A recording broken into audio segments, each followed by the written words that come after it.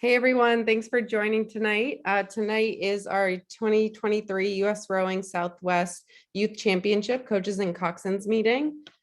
Just a couple housekeeping items. So if you do have any questions, please go ahead and put those in the Q&A throughout the presentation.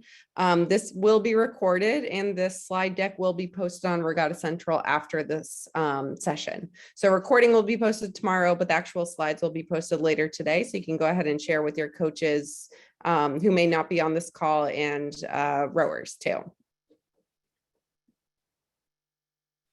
So a quick agenda, we'll start off with US Rowing, just some key takeaways and introductions, review of registration and venue schedule, and then go over the pre-arrival checklist of things to accomplish before arriving on site.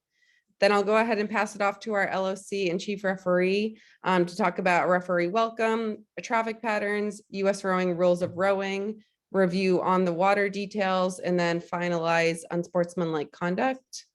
And then finally, we'll pass it off to our LOC to discuss more venue information and safety plans. So again, key takeaways, we're here at the 2023 US Rowing Southwest Youth Championships. Number one, so safety both on and off the water continues to be our top priority at all US Rowing events. Number two, all teams and coaches, athletes, spectators, and other team representatives are responsible for information here in this Coaches and Coxswains meeting, along with the regatta entry packet and anything posted on our event website. Finally, we're here to have fun. So let us know if we can help make your experience better as a whole as well. My name is Sarah McAuliffe. I'm the Director of Competition. If I haven't met you all, I will not be at the meetings. My coworker, Paul Wilkins, will be here as the regatta director, and then Jewel Zane from membership will continue to lead any compliance questions that you may have about US Rowing membership or Safe Sport. From the LOC, we have Dee Dee Birch, Cindy Dulger, Brian Dulger, and Heather Wellamy. And then our chief and deputy referees, we have Taylor Gooch joining us tonight and Melissa Chutton. So a quick review of just what to expect, dates and times of where to be and what you need to do. So our trailer arrival window, Thursday, May 4th from 8 a.m. to 12 p.m. This is when our trailers will arrive. The park will be locked at dusk and trailers may not enter after dusk. US Rowing registration will take place on Thursday, May 4th from 1 to 5 at the Aquatic Center. And then after that, on Friday, Saturday, and Sunday, the US Rowing registration will take place at the finish line tent, starting at 6:30 a.m. and going to the end of racing. We've added practice this year, so practice will be on Thursday, May 4th from 2 to 6 p.m. And then finally, all heat sheets, your results link, your schedule link, that's all on Regatta Central and the US Rowing website, all coming back to herenow.com.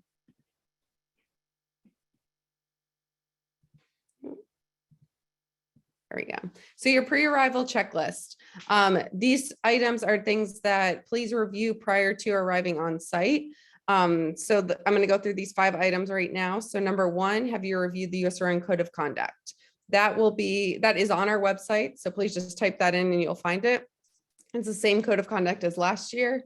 And we'll also have signage on the venue that you can familiarize yourself with. Number two, just be sure to review the event entry packet. A big thank you to the Southwest stewards who have put a lot of time into helping develop that along with the LOC as well. Number three, are your athletes up to date on their US Rowing memberships? So compliance emails have started to go out. The last couple are going out in the next couple of days. If you do have any questions with that, Jewel Zane will again be on site to assist, but please email members@usrowing.org if you do have any questions. Number four, are your athletes, coaches, and support staff Safe Sport compliant? So be sure that you familiarize yourself with the Safe Sport requirements of athletes and attendees being coaches and support staff who are 18 years of age and older. Also, are your coaches and support staff on the Regatta Central roster? So this is the same thing as last year, but just to refresh everyone's memory, if you're looking at Regatta Central on the left-hand side, there's a tab that says Safe Sport. That's where you will select your club name. And then you'll go ahead in and you'll add any coaches or coaches or support staff who need access to the team restricted areas. At our regional events, the team restricted areas are the docks. So that's something that if you are in the scenario of the beach launch, but if you are getting close to those areas, you need to be sure that you have a wristband at all times. So you will not be giving a wristband unless you are on that roster. So please do add anybody who needs to be on it. And then finally, has your team paid your entry fees? So while this isn't available yet, once the lineup deadline closes, which is coming up quickly, you'll receive an invoice from Regatta Central, and that will then prompt you to pay your final invoice. Please just make sure that that is complete prior to arriving on site. I also want to extend a referee welcome. So a big thank you to Taylor and his jury that he's put together for us. We have 24 referees from the Southwest region with over 100+ years of officiating experience. And just a reminder, the referees are here for everyone's safety and fairness. Taylor will talk a little bit later on, but again, just a big thank you to that group. I'm going to go ahead and hand it off to our LOC. I'm going to hand it off to Dee Dee and to go over the traffic patterns. Hi, everyone. We're first going to talk about the time trial traffic pattern. As you can see, it really doesn't look a lot different other than we'll be using lanes 3 and 4. 3 will be the odd number bow numbers, and 4 will be even number bow numbers. Going down the course, if you are being overtaken, you must yield. Lane 3 yields to lane 2. Lane 4 yields to lane 5. We will be taking on practice day, we will have the start platform out. And then on Thursday, as soon as practice ends, we're going to take that start platform and move it over to the south shore so that it'll be easier for everybody to get in to that time trial.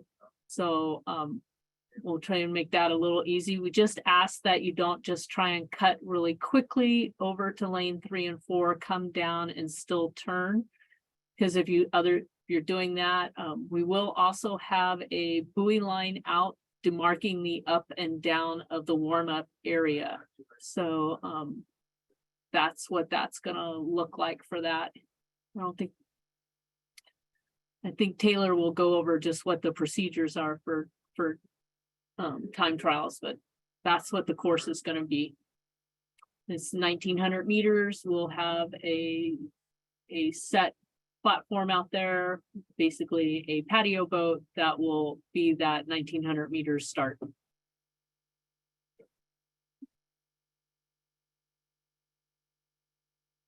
You want to go to the, so then we have just the sprint racing, looks the same, other than that start platform will be in now. Everybody will enter through lane 7 on the far side. And as far as the course goes, the course is marked to help you find your way down the path.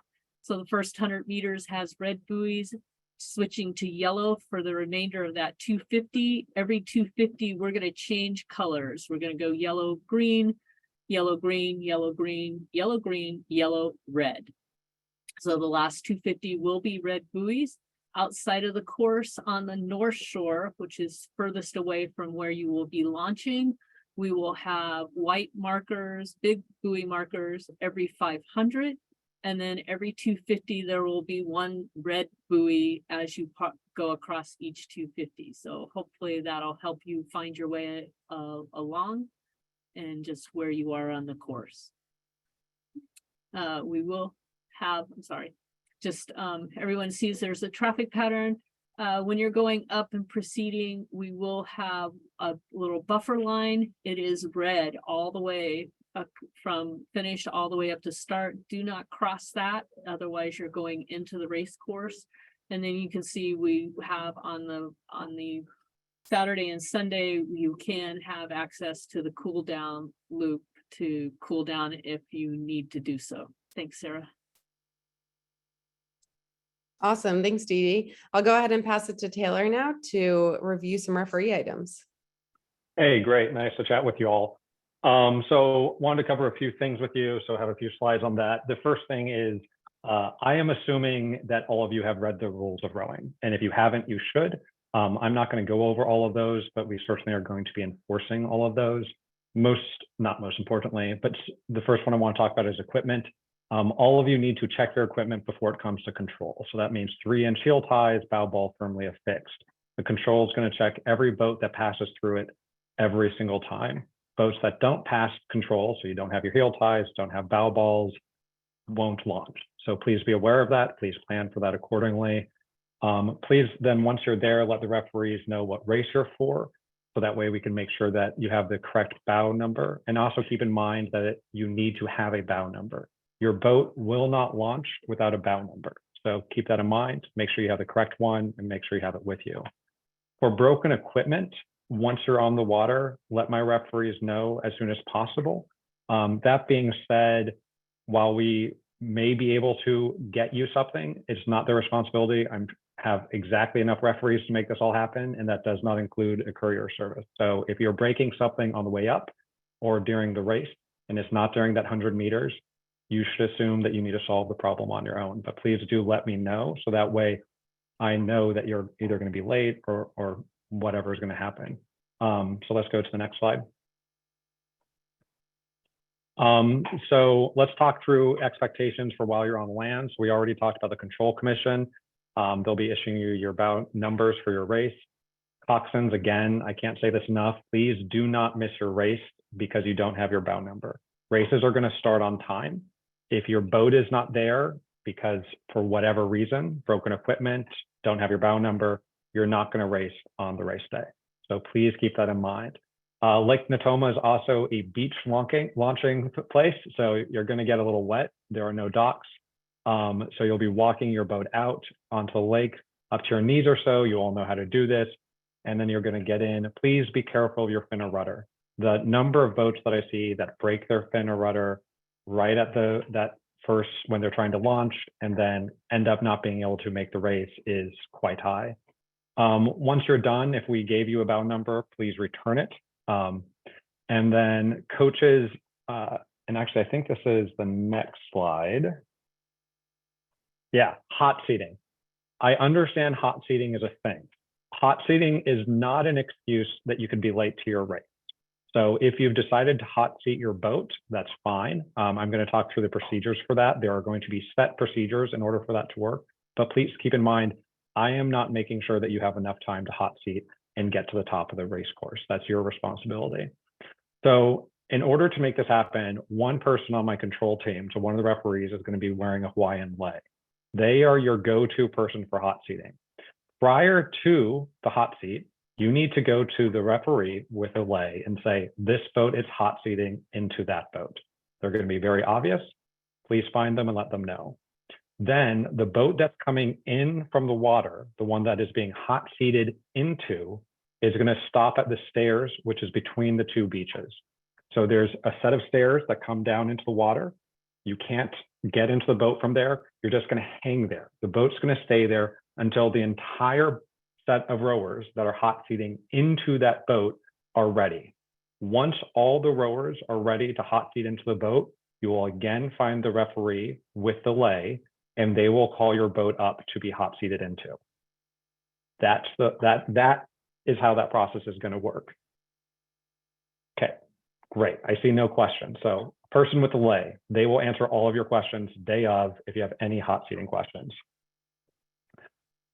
So let's turn to on the water. As you guys are all great. I think coxswains for youth are by far the best coxswains because you are the nicest. So thank you in advance for all of that. When a referee asks you to do something, raise your hand, let us know you heard you. You don't necessarily have to say anything back. Raising hand is all we ask. Keep in mind where you are on the course. If a race is coming down, you need to stop rowing. If you're near the start and it's about to go, you need to stop. There are no power strokes along the start area or the finish line because we want to make sure that water stays still. Also, please do not sit on my finish line. Someone will yell at you. It really does cause problems, and especially with the camera equipment. For the warm-up, please follow the traffic pattern for each day, and please stay on the correct side. We will be issuing warnings on the way up if you're on the wrong side of the warm-up area. We also ask that you don't warm up past the warm-up buoys. So there are buoys set at the top. There's going to be a referee up there. If you go above that line, I don't know where you are, and that's a safety issue. I'm also not going to come find you when it's time for your race to start. Time trials. So please be in the starting area 7 minutes before so we could start lining people up. There's going to be a series of referees, specifically 3 referee marshals.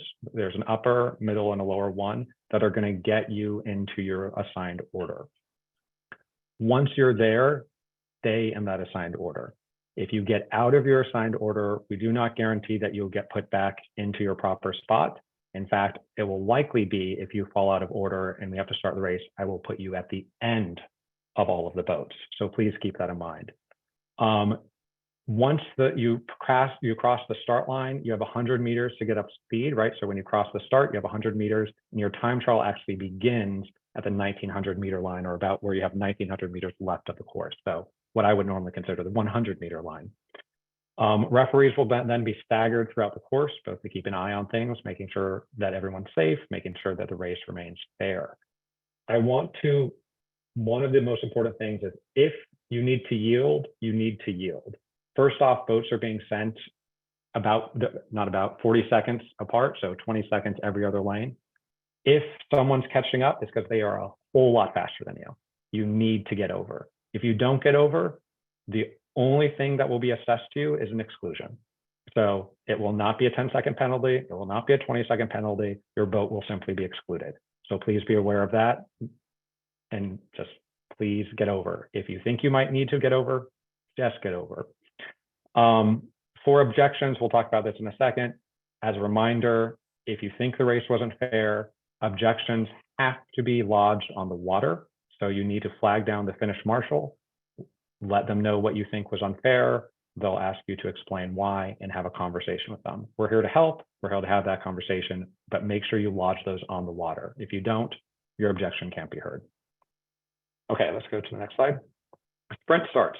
So the controller of the sprint starts is the starter. They're the one on the platform. They're going to be the one speaking through the microphone. You're going to enter the course through lane 7, and you're then going to turn around in the course and lock onto the stake boats. You must be locked onto the stake boats 2 minutes prior to your race beginning. I am completely fine with you warming up in your lane. In fact, I know a lot of people like to, as long as the starter gives you the okay. The starter will give that okay shortly after the race before you proceeds down the course. So if you want to hang out, get ready, head into the course once permitted, warm up in your lane a little bit, and then make sure you're locked on and leave enough time to lock on 2 minutes before the race. Once we're 2 minutes before the race, the moment all the boats are locked on and we have alignment, the race could start. So please don't think you have that entire 2 minutes. Once you're 2 minutes away from the start time and there's alignment of the boats, we're good to go. All of the starts are going to go the same way. Your boats will be announced in a steady cadence. So with name of crew 1, name of crew 2, name of crew 3, then you're going to hear the commands attention, and the flag is going to go up and then go. You may start rowing the moment you see the flag being dropped. You do not have to wait for the go command. In fact, I would suggest you don't wait for go because sound is slower than light. So the moment the flag starts dropping, you're good to go. If the starter is interrupted for any reason, they're going to give the command as you were, and then they're going to immediately start the whole process again. And so that they'll start calling out all the names of the crews, and then they'll say attention and then go again. If something goes wrong at the beginning of the race, don't row. If you break something in the first 100 meters, stop rowing. If you do not lodge a protest about your start within the first 100 meters of the race because you stopped rowing, you cannot object to it later. So if you come to me after the race is over and you say the start wasn't fair, if you didn't address it at the start, there's nothing I could do about it and you can't protest it. Breakage zone is 100 meters. This is the only time at which if you break something in your boat, you should stop and stop immediately and raise your hand. We will stop the race and we will see and we will get it fixed. If you have breakage outside the 100 meters, keep on rowing and keep getting to the finish line unless it's not safe. There'll be referees throughout the course and following you that will be able to help if there's an unsafe situation. One final thing at the starter's discretion, I know this happened last year, if weather causes any issues or alignment issues and we need to do a quick start, you're going to hear the command that this is going to be a quick start. And then instead of calling off all the boats, all you're going to hear is quick start, attention, go. Same flag, so quick start, flag up, attention, go. You could go with the drop of the flag. So just listen and follow what the folks are doing. Keep in mind that we do not respond to hands at the start. And so if you raise your hand saying you need more time to start, there's no rule that says you get more time. So you just need to be ready to go. Okay, next. So at the finish, our referees are going to chase you as you go down. And they will, if something happens, they will provide a flag. They'll yell out your name through the megaphone and they'll drop the flag towards the direction that they want your boat to go. Please follow the directions. At the finish, you'll hear a horn when you pass the finish line, which is around where the red, not around, it's where the red buoys are. But as your coaches will tell you, row through the finish. Don't follow the red buoys, follow the horn. If you have an objection because you think the race was unfair in some way, you need to raise your hand after you cross the finish line and one of the chasing referees will come talk to you. They're going to ask you what happened, what impact it had, and why you feel it wasn't safe or why, sorry, not safe, fair, and what you want to do about it. You may not know all the answers to that. That's fine. You could just say it didn't feel fair. They'll talk to you about the issue. We're all here to help. Don't feel kind of constrained just because you can't remember the exact rule number off the top of your head. After you have that conversation, the referee is going to tell you what their solution to the problem is. You're either going to accept it because you say, yeah, I accept, or you're not. And you're going to tell the referee that. If you don't accept that, that's perfectly fine. The race will be put on hold and you can go talk to your coach about it. At that point, you have 1 hour to come see me or the finish line with a $50 check and your protest written down. I invite you during that hour to come chat with me in advance. I'm happy to discuss what happened and determine whether or not what resolution might occur and whether or not it's something that could actually be protested. Don't feel like we're not here, and specifically I'm not here to kind of help you through that process and talk you through the kind of the ins and outs of it. But there is a 1 hour clock that starts the moment you're off the water. Okay, next slide. Sorry, not off the water, the moment the race ends. So unsportsmanlike conduct, this is a sticking point of mine. And so please hear me and know that I'm going to follow through on this. Unsportsmanlike conduct is unacceptable. Cursing at another crew is unacceptable. Bullying another crew is unacceptable. Besides being a violation of safe sport, is a violation of the rules. It is not a moment of exclusion. It is a moment of disqualification.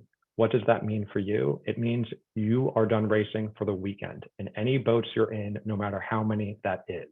It is not a matter of just that race. It is not a matter of just that day. So I take unsportsmanlike conduct very seriously. You could ask any of your coaches who all know me, and they will tell you that I take it very seriously and that I follow through on what I pledge to do. So if it happens, let me know. And if I see it, or if any of my referees see it, there will be consequences for it. Next slide. Great. Next person's up. I think it's Dee Dee. Hi, everybody. I'm back. So we do have an emergency action plan in place, and we're always happy to communicate that again. I'll be at the finish line tent, so always happy to have people check in. But the biggest thing for us is because when you're on the water, you could be actually in 4 different cities while you're out there, even on our little 2K course and warm-up area. So we have some protocols to make sure that we get the right help to the right people. So my phone number is on here. If you've got something, you are always welcome to call me. If it's on land, come to the finish line tent or find one of the people in our volunteer shirts on a cart and they will get you to the finish line tent. If it's on the water, you need to flag down an official. I will have 2 EMTs under the finish line tent, and I will have another EMT on the start platform that has access to a launch that can get to things quicker than we can from the finish line if something happens up in the warm-up or near the start area. So we just really ask that everybody communicate with us so that we can get you the fastest help possible. We don't want to go through things, but if there is other types of emergencies, as if there was a shooter or that, we have our PA system. You would probably hear us shout the words scatter, scatter, scatter.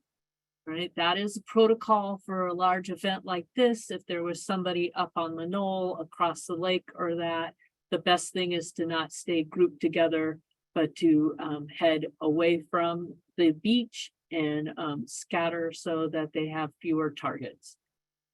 Again, like I said, this will be basic first aid. It looks like the weather's going to be a lot cooler this weekend than last weekend.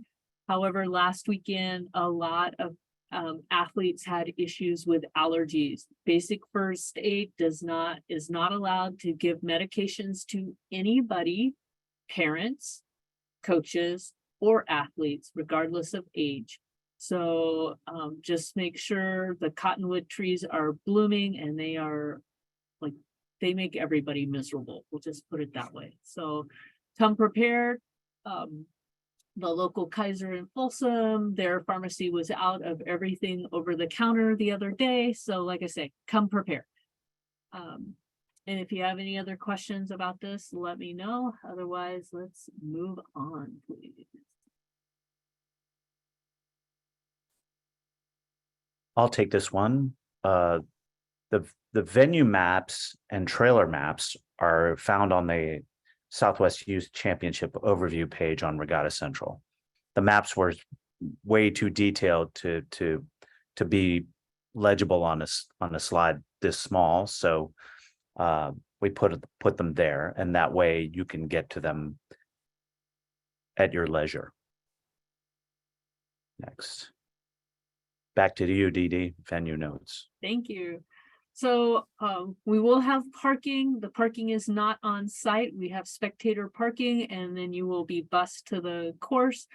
Parking is $10 a day. We say cash is preferred because we have lots of people who can take cash, but we only have one station that can actually take a credit card. So please come prepared. All those directions are on the Aquatic Center. They should also be on the information packet as well, but you can use this link as well to get there. And then we have spectator admission is $10 for each person. Children 5 and under are free.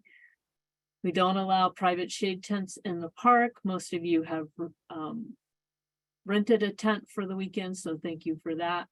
And then you'll notice when you do look at those maps that the boat storage areas are compact. And so, you know, always, just like other places, be polite, understand your areas. If you're done with a boat, please go put it back on the trailer and make room for everybody to have a great event. So trailers can come in as early as Thursday at 8 a.m. We're expecting the athletes to come in at noon to start rigging. We'll rig from noon to 2. It can be later depending on your arrival, and then practice is open 2 to 6 with the last launch at 5:30. If you launch at that 5:30, you are still expected to land at 6 p.m. And then everybody is out of the park by 7. So one thing I just wanted to add real quick that I forgot, because I know it came up last year, to the extent we need to cancel a final, please keep in mind that the way that we will determine placement will be to go to the races immediately before that, so the preliminary races, based upon raw time. So that might mean the top 3 come from the same heat, might mean they come from different heats.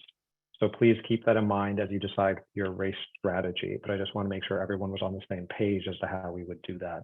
The other thing is, I'm generally in the finish line tent. Come chat with me. Always happy to answer questions day of. Taylor, while you're here too, we have one question in the chat. Are hands only not taken for quick starts or for all starts? Yeah, so hands aren't ever accepted at any US rowing race, so neither for both. They went out of fashion or changed the rules, I think, about 9 years ago. So no hands at the start. Thank you. A few more questions coming in, so I'm just going to direct them as they come. What is the protocol for races that do not have a semifinal? I'll just note that it's always the last progression. So what the last series that took place is what we will defer to and base off bids off of. There's a question, is it floating starts or stake boats? Dee Dee, do you want to answer that? Stake boats. Correct. Okay. Sorry, hold on I one thought more. I thought Nope. I'd jump in. I love it. If you know it, Taylor, feel free. Would you be able to restate the buoy colors in meter marks? Dee Dee, I think wouldn't, but you had Dee Dee that can. one. Yeah, I'm happy to. First 100 meters are red. They move to yellow for the remaining 250. They're going to go green for the next, taking you to the 500. Yellow to 750, green to 1,000, yellow to 1250, green to 1,500, yellow to 1750, and then red for the last 250, taking you to the 2,000 meter finish line. Thank you. Where can we find the slide deck online? So it's not posted currently. It will be posted on Regatta Central after this meeting. The recording won't be posted till tomorrow afternoon. Okay, got a few more coming in here. Can you repeat what lanes in the time trial correspond to even and odd bound numbers? Yeah, Yeah. so this one's, oh, sorry, go ahead, Dee Dee. Okay, lane, it's gonna be simple and easy. Lane 3, which is an odd number, odd bound numbers go in lane 3. Lane 4, which is an even number, all even bound numbers will go in lane 4. Awesome. Thank you so much. One final thing. So again, we're on the last slide. Paul Wilkins, this is his email address. If you don't have it already, Paul can answer any of your questions or lead it to the right person. I'm going to put one just more note, more related to Youth Nationals. An email will go out in the next, on Thursday, just as a reminder of the adjustment in Youth National bid protocol coming after regattas. And I'm specifically talking about how you will accept the bids. So again, it's in all the packets. It'll go out via email, but just to talk through it real quick here. Last year, the process was that USRowing opened specific events for teams that received the top 4 places. So if you won the 8 or you got top 4 in the 8, we opened it for you and then you entered in that way. This year, that is not the case.